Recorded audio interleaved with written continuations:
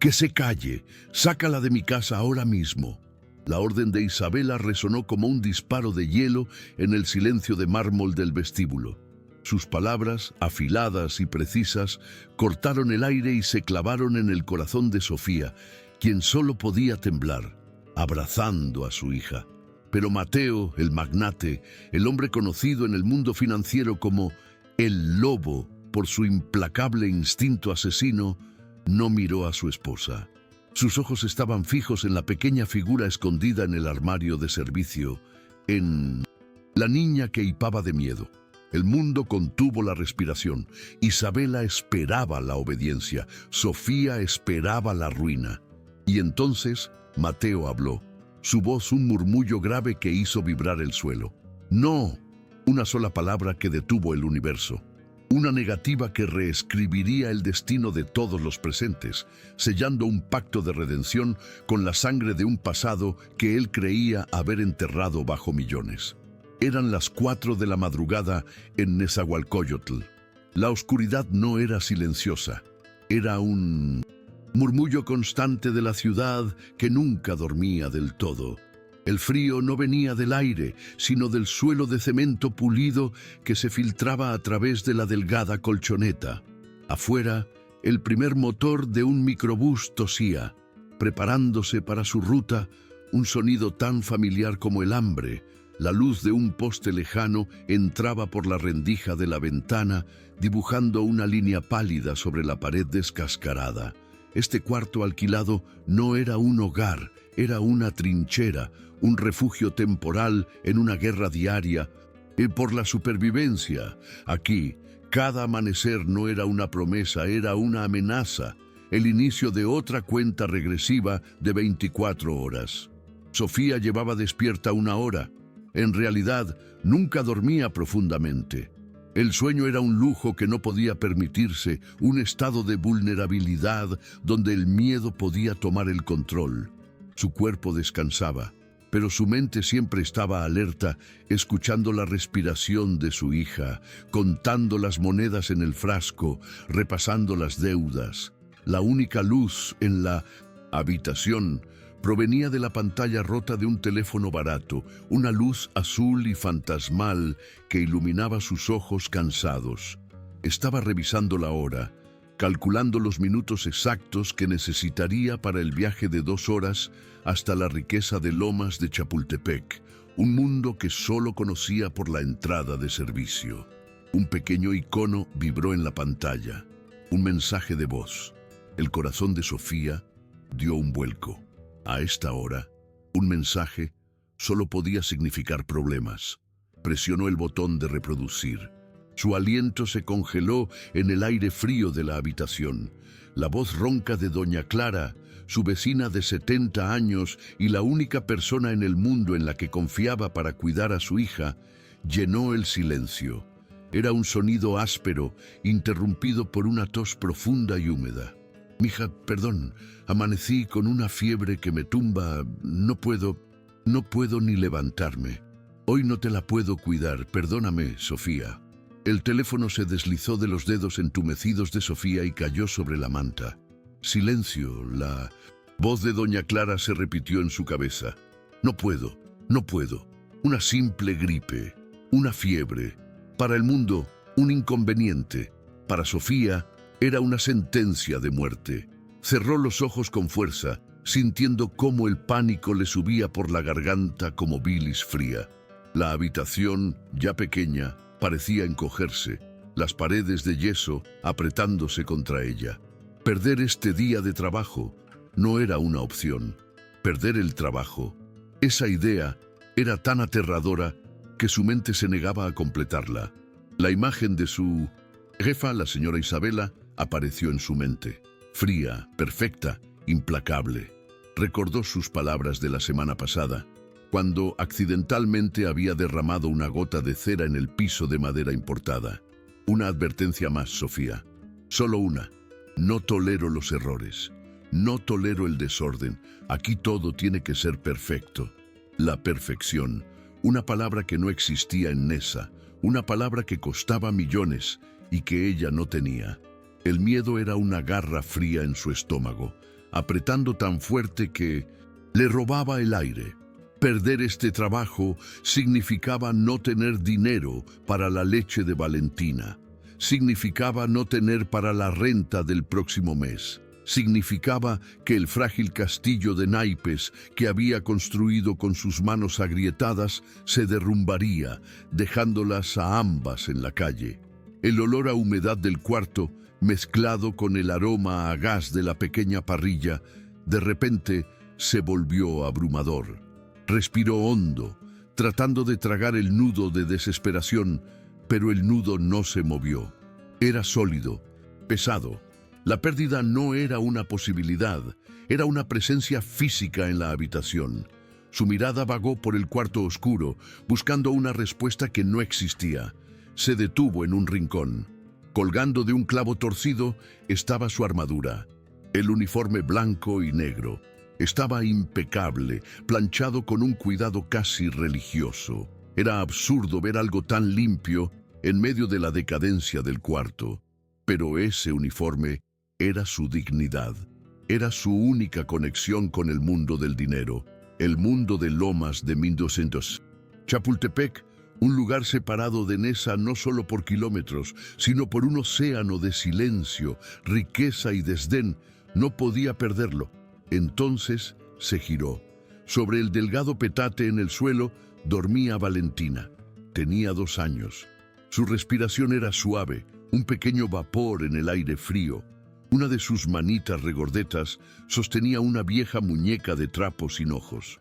Su cabello rizado, suave como la seda, olía a leche y a confianza absoluta. Olía a inocencia. Sofía se arrodilló a su lado. El amor que sintió fue tan intenso, tan abrumador, que quemó el miedo por un segundo. Esta era la razón, esto lo era todo. No lloró. Las lágrimas no compraban leche. En lugar de lágrimas, sintió una oleada de fuerza, una resolución dura como el acero. Este amor no era un sentimiento, era una acción. La decisión fue tomada en ese instante. No había otra opción. No había tías, ni abuelas, ni dinero para una guardería de emergencia. Solo estaban ellas dos. Sofía se levantó, sus movimientos ahora rápidos y silenciosos. Se quitó la ropa de dormir y se puso el uniforme blanco y negro, ajustándose el delantal con manos firmes. Luego fue al baúl de madera al pie de la cama. Sacó un rebozo gastado, de colores desvaídos. Había sido de su madre. La había envuelto a ella de bebé y ahora protegería a Valentina. Era lo único de valor que poseía. Con una ternura que contradecía la urgencia de la situación, levantó a Valentina del petate. La niña se quejó en sueños, frotando su cara contra el pecho de su madre, buscando calor, pero no despertó. Estaba segura. Sofía se envolvió a sí misma y a su hija con el rebozo, atándolo con fuerza, convirtiéndolas en una sola figura. Revisó su bolso. Un biberón con agua de arroz, unas galletas de animalitos. Se acercó a la puerta, su mano temblando ligeramente sobre el pomo. Afuera, Nesa comenzaba a despertar con el ruido de los vendedores. «Pórtate bien, mi amor», susurró. «Hoy vamos a trabajar». El viaje de 90 minutos en el microbús fue una tortura, suspendida. Cada parada, cada bache, cada mirada curiosa de los otros pasajeros era una aguja en sus nervios. Mantuvo el rebozo apretado, fingiendo que el bulto en su pecho era solo mercancía. El autobús engulló la niebla gris de Nesa y la escupió bajo el cielo pálido y silencioso de Lomas de Chapultepec. El aire aquí era diferente. Olía a césped recién cortado y a dinero viejo. No había gritos, ni cumbia, solo el sonido pulido de los autos de lujo deslizándose por calles arboladas. Caminó, rápido, con la cabeza gacha, apretando a Valentina contra su pecho. Los muros eran lo primero que notabas en Lomas. Muros altos, pintados de colores neutros, coronados con alambre de púas o cercas electrificadas. No estaban diseñados para mantener a la gente adentro, estaban diseñados para mantener afuera a gente como Sofía. No se atrevió a ir a la puerta principal, un enorme portón de madera tallada. Rodeó por el callejón de servicio, hacia la pesada puerta de hierro reservada para el personal. El olor a café recién hecho y pan tostado se filtraba por debajo. Su estómago rugió.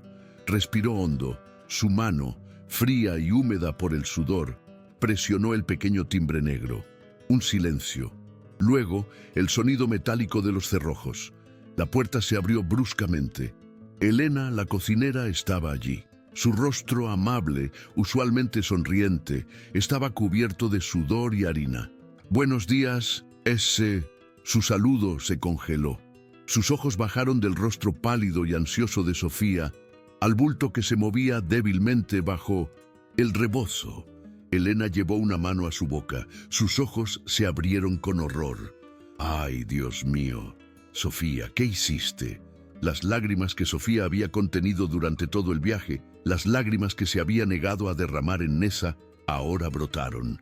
No fluyeron, simplemente se acumularon, nublando su visión. «Señora Elena», su voz se quebró. «No tengo a nadie más. Doña Clara está enferma, no podía faltar. Por favor». No era una súplica, era una confesión, una verdad desnuda que colgaba en el aire frío de la mañana, tan frágil como la respiración de su hija.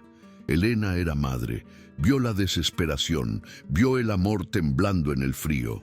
Elena miró rápidamente por encima del hombro hacia la casa principal. Silencio. El miedo a la señora Isabela estaba claro en su rostro, pero la maternidad fue más fuerte. «Rápido», siseó bajando la voz. «La patrona está en su clase de yoga en el último piso. No baja hasta las 9. Rápido, antes de que te vea». Agarró el codo de Sofía, tirando de ella bruscamente hacia adentro y cerró la pesada puerta de hierro. El sonido del metal resonó en el callejón como el cierre de una celda. «Métete en la bodega, junto al cuarto de lavado. ¡Anda!». La bodega no tenía ventanas. La oscuridad la golpeó tan pronto como Elena cerró la puerta. El olor era abrumador, una mezcla química de cloro, detergente y suavizante de telas. Era penetrante, casi sofocante. Este era el lugar al que su amor incondicional la había traído. Un armario frío y sin aire. Con manos temblorosas, Sofía desenvolvió a Valentina del rebozo. La niña parpadeó, confundida por la oscuridad y el olor. Sofía la sentó sobre una pila de toallas viejas, ásperas por tantos lavados, pero al menos limpias. El suelo de cemento estaba helado. Valentina no lloró. Tenía solo 2 años, pero parecía entender la gravedad. Su silencio era aterrador, una obediencia forjada en la dificultad. Sabía con un instinto primitivo que el llanto podía costarle la comida a su madre. Sofía se arrodilló frente a ella, con el corazón estrujado. Valentina solo la miraba en silencio con sus grandes ojos negros. Su manita se aferraba a la muñeca de trapo sin ojos, su único tesoro. «Estoy aquí mismo, mi amor», susurró Sofía, tratando de mantener la voz firme. «Justo afuera de la puerta. Tienes que ser una ratoncita». «Sí, mi ratoncita», tragó saliva, el sabor metálico del miedo en su boca. Se levantó, alisando una arruga invisible en su uniforme blanco y negro. Cerró la puerta de la bodega, dejando solo una rendija, un hilo de luz para que Valentina no estuviera en completa oscuridad. Dejó a su hija allí, rodeada por el fuerte olor a cloro, y salió. Respiró hondo el aire de la cocina, que olía a café y tocino, y se preparó para enfrentar el silencio de mármol de la casa principal. Cada paso hacia el vestíbulo se sentía como caminar sobre vidrio roto. El vestíbulo era una declaración de poder. El techo era altísimo, de doble altura, con un candelabro de cristal que parecía un iceberg suspendido. La luz de la mañana entraba por una enorme pared de cristal, iluminando el suelo de mármol negro, tan pulido que reflejaba el cielo como un lago oscuro y quieto. Todo estaba frío. El metal de la barandilla de la escalera, el vidrio de las mesas, incluso el aire, que olía a un vago perfume de lirios. Su única esperanza era que la señora Isabela se quedara en su clase de yoga. Tomó el trapeador pesado y húmedo y comenzó su trabajo. Aquí no le permitían arrodillarse. Ensuciaba la imagen, exigían usar un trapeador de mango largo. Se movía lenta, metódicamente, sumida en un ritual de limpieza. Girar, limpiar, retroceder, girar, limpiar, retroceder. Cada movimiento era una oración silenciosa, rezando para que Valentina no llorara, rezando para que su pequeña y pobre existencia no perturbara este orden perfecto y estéril. Toda su mente no estaba en el mármol, estaba concentrada en la pared detrás de ella, escuchando un sonido más pequeño que un suspiro. ¡Pam! La pesada puerta principal de roble no se abrió, fue lanzada. Golpeó contra el tope de la pared con la fuerza de una explosión. El sonido fue como un disparo, reverberando en el vasto espacio, rebotando en la piedra y el cristal. Sofía se congeló. El trapeador se resbaló de sus manos sudorosas, cayendo con un golpe sordo y húmedo. Le robaron el aliento. Mateo Herrera irrumpió. Esa era la palabra. No entró. Irrumpió, violando el silencio pulido del vestíbulo con la fuerza de un huracán. En ese instante, no era un hombre, era una fuerza de la naturaleza, una tormenta eléctrica contenida en un traje gris carbón hecho a medida. La tela carísima parecía tensarse sobre la pura energía caótica que guardaba dentro. Y antes que él, llegó su olor, una bofetada invisible de una colonia cara, agresiva, con notas penetrantes de tabaco, whisky y ozono. El aire justo antes de que caiga el rayo. El lobo, le decían. Ahora Sofía entendía por qué. Era un depredador en su territorio. Él, por supuesto, no la vio. En su mundo de furia y millones, ella sencillamente no existía. Era un objeto funcional, una sombra blanca y negra, tan irrelevante como la palmera ornamental que languidecía en la esquina. Estaba gruñendo contra su teléfono, un aparato delgado y moderno que parecía a punto de hacerse polvo dentro de su mano enorme y crispada. ¡Inaceptable! La palabra cortó el aire. Su voz no era un grito, era peor, era grave, contenida, pero con un peso que parecía hacer vibrar el mármol bajo los pies de Sofía. Era la voz de un hombre que no concebía un universo donde sus órdenes no fueran obedecidas al instante. Comenzó a caminar de un lado a otro, como un lobo enjaulado, midiendo el espacio del vestíbulo. Sus pasos eran el único otro sonido. Clic, clac, clic, clac. El sonido seco, implacable, de sus costosos zapatos italianos golpeando el mármol.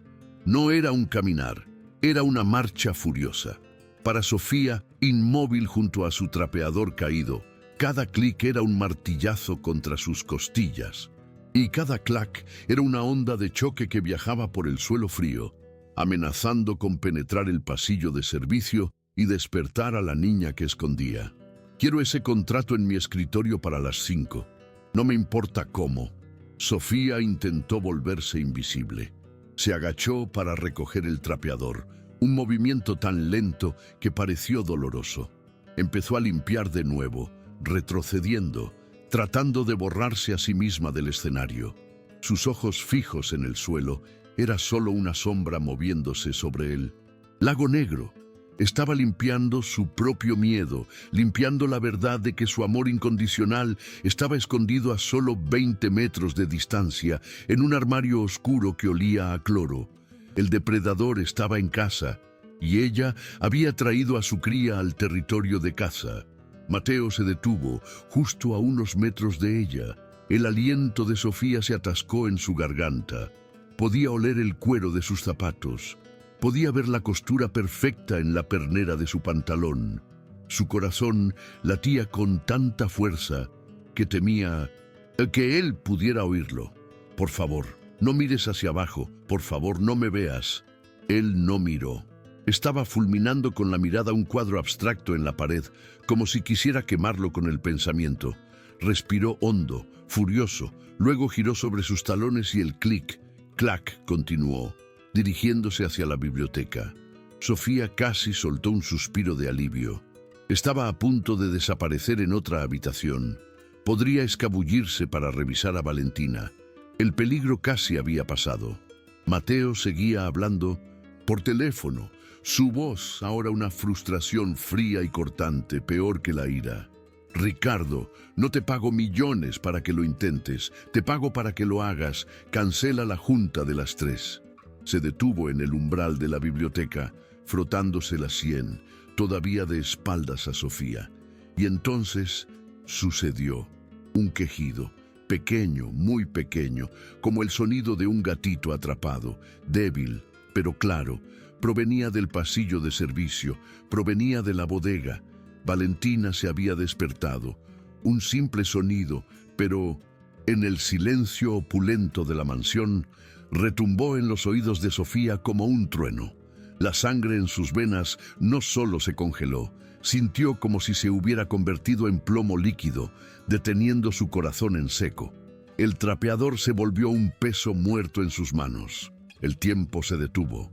No podía respirar, no podía moverse, solo podía mirar fijamente esa espalda ancha y cara, ese traje que costaba más que su vida entera. Por favor, Diosito, que no lo haya oído. Por favor, Virgencita, está ocupado. Está gritando, que no lo oiga. Rogaba en un pánico silencioso. Su espalda seguía hacia ella, el teléfono seguía pegado a su oreja, seguía hablando, un gruñido sordo. Una chispa de esperanza tembló en su pecho. Quizás su ira de millones de pesos era tan ensordecedora que había logrado ahogar ese pequeño sonido, el sonido del mundo real. Pero la esperanza es frágil. Como en respuesta directa a su oración, el sonido se transformó. Ya no fue un quejido, se convirtió en un gemido más claro, inconfundible, un sollozo ahogado y desesperado que se filtraba desde la oscuridad del pasillo de servicio. Un sonido que no pertenecía a ese lugar, el sonido de la pobreza, el sonido de la necesidad. El amor incondicional la estaba llamando, y ese amor estaba a punto de destruirlo todo. Mateo se detuvo. El mundo entero se detuvo con él. Su movimiento de frotar la sien cesó a mitad del gesto. Se quedó perfectamente, absolutamente quieto. No era la quietud de un hombre cansado, era la quietud de un depredador que acaba de oler sangre en el aire. 1 segundo, 2 segundos. El silencio se hizo espeso, pesado, imposible de respirar. Los hombros anchos bajo el traje caro se tensaron visiblemente. Lentamente, con una calma 1000 veces más aterradora que su furia, bajó la mano de su sien. «Espera», lo dijo al teléfono. Una sola palabra, su voz completamente vacía, fría, impasible. No colgó. Con un movimiento decisivo y casi casual de su pulgar, presionó el botón de silencio. Un clic suave y la mansión se sumió en un silencio total, un vacío que absorbió todo el aire del vestíbulo. Ya no era el silencio rico de Lomas, era un silencio tenso, activo, depredador. El silencio del lobo cuando detecta una presa herida en su territorio. Sofía sabía que estaba atrapada. La pérdida estaba aquí, justo frente a ella. Delante de ella estaba el jefe, el fin. Detrás de ella, en la oscuridad, estaba su corazón. Él lo había oído. No se dio la vuelta. Simplemente se quedó allí, inmóvil como una estatua, su cabeza ligeramente inclinada hacia el pasillo de servicio, escuchando. Pasó otro segundo tan largo como una eternidad, y desde la bodega otro sollozo desesperado, inconfundible, confirmó el peor miedo de Sofía. La habían descubierto. Clic. Un sonido seco y definitivo. Mateo había terminado la llamada. En ese largo momento, su espalda seguía hacia ella. Sofía solo esperaba el hacha. Entonces lentamente giró. No giró hacia ella. Ella seguía siendo invisible. Giró hacia el pasillo de servicio, hacia la fuente del sonido anómalo. Sus ojos se entrecerraron. Ya no estaban enojados por el contrato, estaban enfocados, cazando la irregularidad. Y caminó, sin prisa. Clic, clac. Los pasos caros y metódicos resonaron en el mármol, dirigiéndose directamente hacia el pasillo, directamente hacia la bodega, directamente hacia su hija. En el instante en que él se movió, Sofía se movió. Toda la invisibilidad, la precaución, el ocultamiento se rompieron. La esperanza murió. La pérdida se volvió una sentencia. Ya no le importaba el trapeador. Lo soltó. ¡Clang! El mango de metal golpeó el suelo de mármol, un sonido estridente que la habría aterrorizado segundos antes. Ahora no significaba nada. Corrió. Sus zapatos de suela de goma hacían un ruido desesperado en el suelo, tratando de ganar la carrera contra ese ritmo tranquilo y mortal del clic-clac. Entró al pasillo de servicio. Pasó corriendo por el cuarto de lavado. Se abalanzó sobre la puerta de la bodega y la abrió de golpe. Adentro, en la penumbra, estaba Valentina. Se había puesto de pie, agarrándose a una caja vacía de detergente. Su carita estaba mojada por las lágrimas. No estaba gritando, solo temblaba con sollozos ahogados. «Mami», esa llamada, una súplica, desgarró el corazón de Sofía.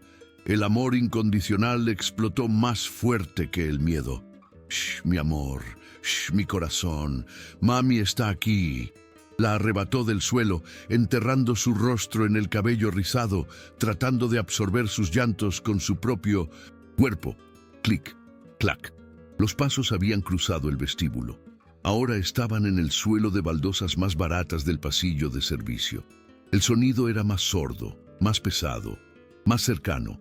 Los pasos se detuvieron, justo afuera de la puerta abierta de la bodega. Sofía cerró los ojos con fuerza, conteniendo el aliento. «Virgen de Guadalupe, protégenos». Lentamente abrió los ojos. La débil luz del pasillo había desaparecido. Una sombra enorme y oscura bloqueaba la salida. Mateo Herrera estaba allí.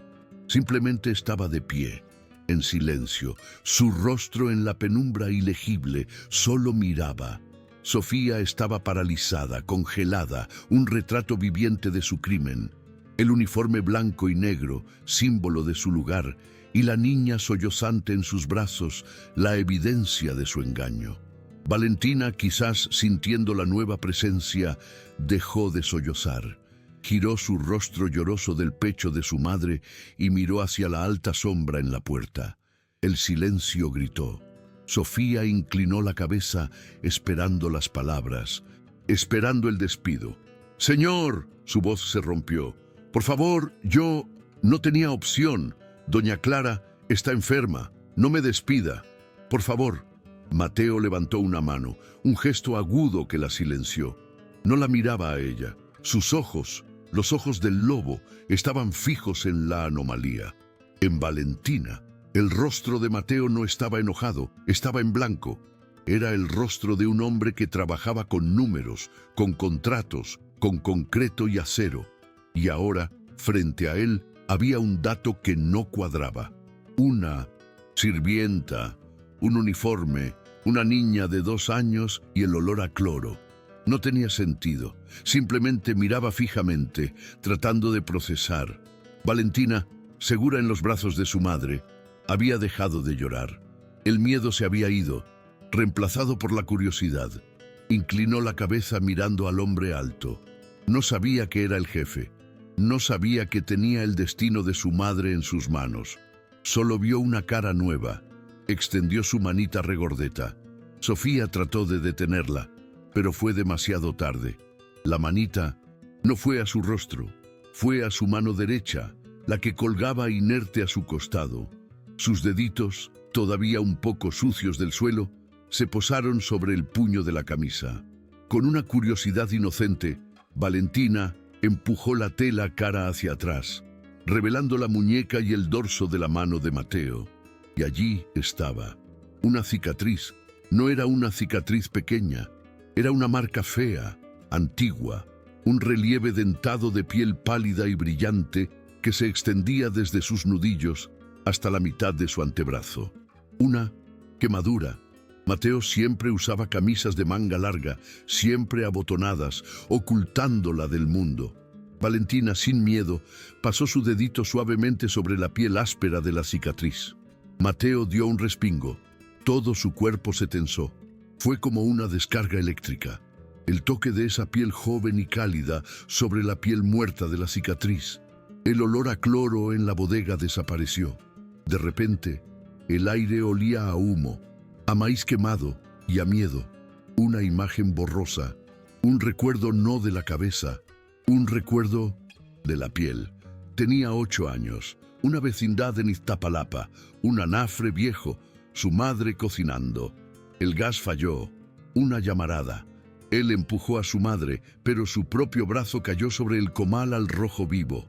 El dolor, el olor a carne quemada, y luego su madre llorando, abrazándolo, besando su mano herida. Amor incondicional, el calor que había olvidado, el calor de hacía 30 años, antes de los millones, antes de convertirse en el lobo. Clic, clac, clic, clac. El sonido agudo de tacones finos. Golpeando el mármol rompió el trance. Un sonido más rápido, más ligero, como agujas de hielo. Mateo parpadeó. El olor a humo desapareció. El olor a cloro regresó, penetrante. La cicatriz bajo la mano de la niña se sintió fría. Isabela Herrera apareció al final del pasillo. Perfecta incluso después del yoga, en un conjunto color jade que se aferraba a un cuerpo forjado por la disciplina. Su cabello rubio recogido, ni un pelo fuera de lugar. Su perfume caro, nardos y cítricos, invadió el pasillo, tratando de ahogar los olores del servicio. Se detuvo. Su postura perfecta se congeló. Sus cejas perfectamente dibujadas se arquearon.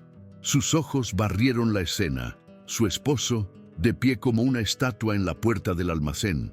La sirvienta, adentro, despeinada y llorando. Y el objeto, el bulto sucio que Sofía sostenía. Un niño en su bodega. El silencio duró 3 segundos, 3 segundos de juicio y repulsión contenida. Ignoró a Sofía.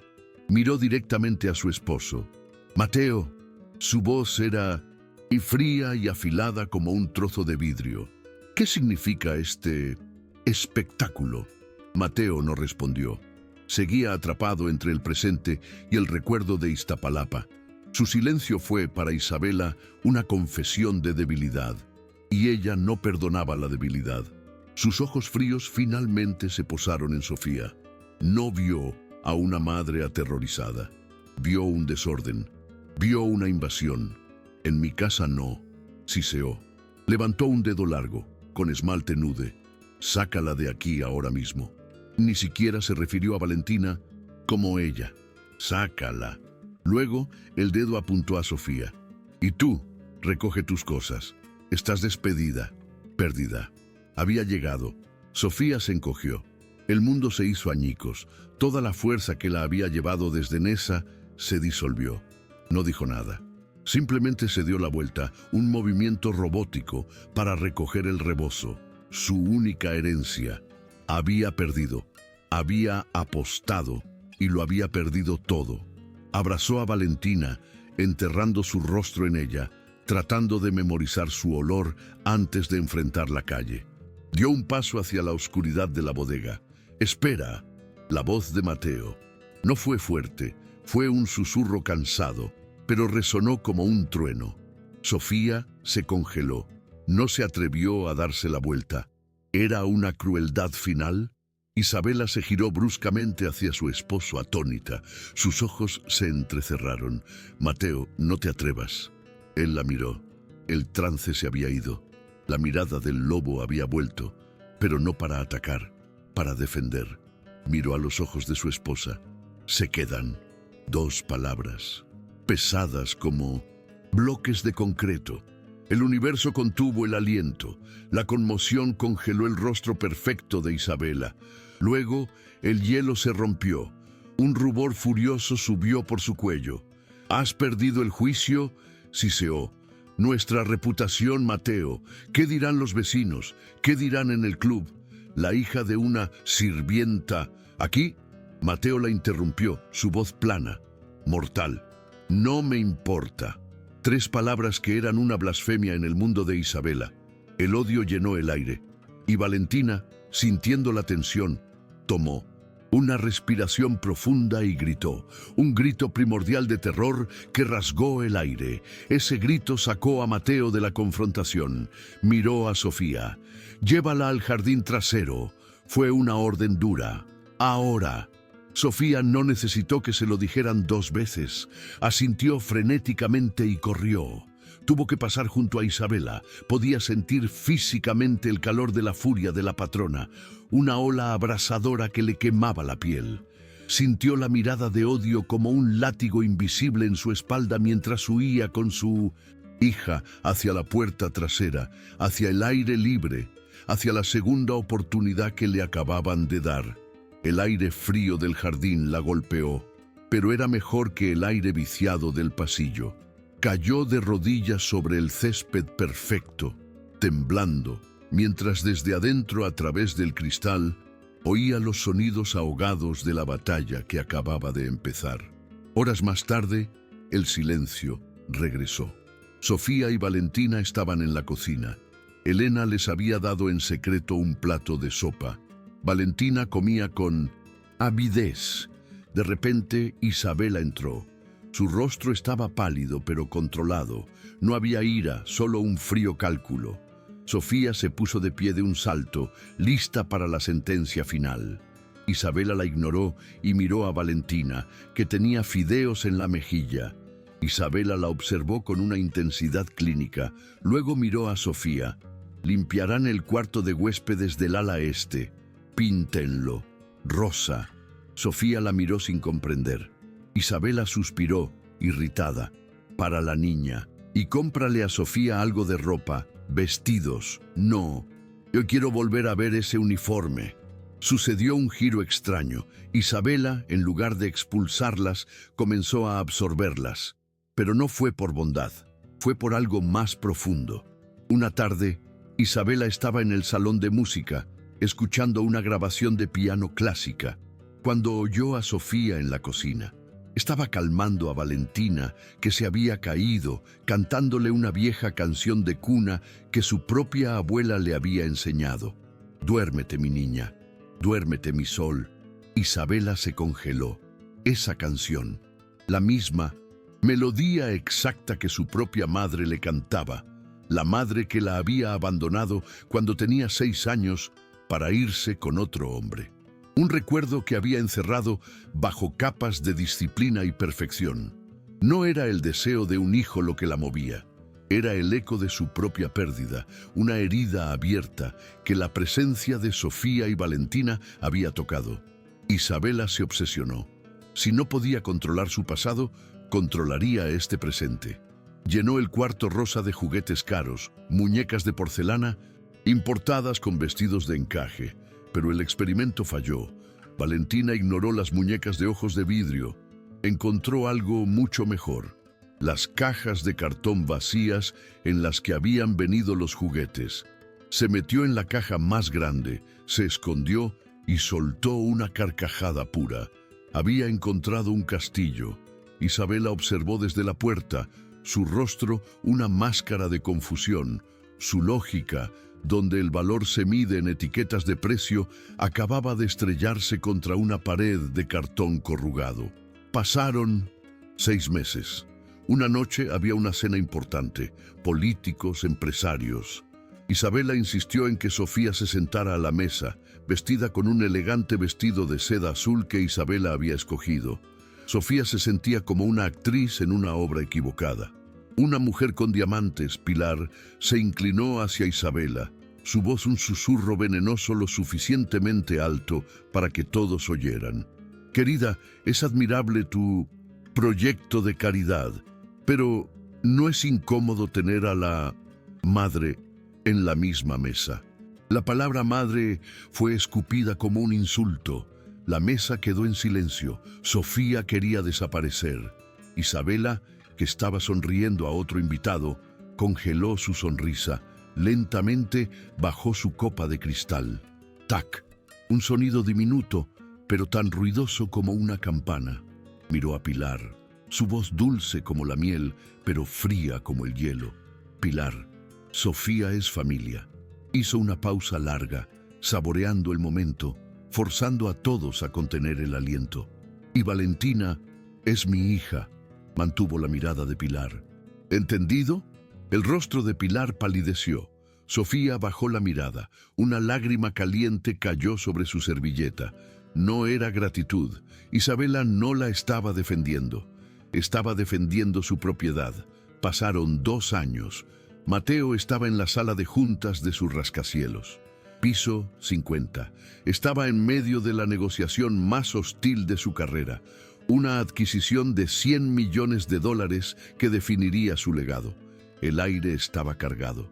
«Señores, es hora de atacar», dijo, su voz de lobo lista para la matanza. Su teléfono personal, el que nunca sonaba en reuniones, vibró. Lo ignoró. Vibró de nuevo y de nuevo. Molesto, miró bajo la mesa. Era Sofía. 10 llamadas perdidas. Sintió un frío que no tenía nada que ver con el aire acondicionado. Se disculpó, un gesto que sorprendió a todos, y salió al pasillo. «Sofía, estoy en...» La voz de Sofía era un grito ahogado. «Mateo, es Valentina. Estábamos en el parque y desapareció. No la encuentro. Dios mío, no la encuentro». El mundo de Mateo se detuvo. Los $100 millones se evaporaron. El lobo desapareció, reemplazado por un padre aterrorizado. «Voy para allá». Volvió a entrar a la sala de juntas. 12 ejecutivos lo miraban. «Caballeros», dijo, su voz temblando ligeramente. «La junta terminó. Vendan, compren, hagan lo que quieran». Salió corriendo, dejando atrás un imperio en caos por una niña perdida. La encontraron 15 minutos después. Se había escondido dentro de un juego tubular. Pero esa noche, Mateo la abrazó tan fuerte que le dolió y supo que su vida anterior había terminado. Pasaron 5 años. El gran salón de música. Isabela, con su postura perfecta, estaba sentada junto a Valentina, de 7 años, frente al piano de cola. Isabela intentaba enseñarle Mozart, la misma pieza que ella había tenido que aprender a la perfección. «No vale la digitación, es allegro, no presto». Valentina estaba aburrida.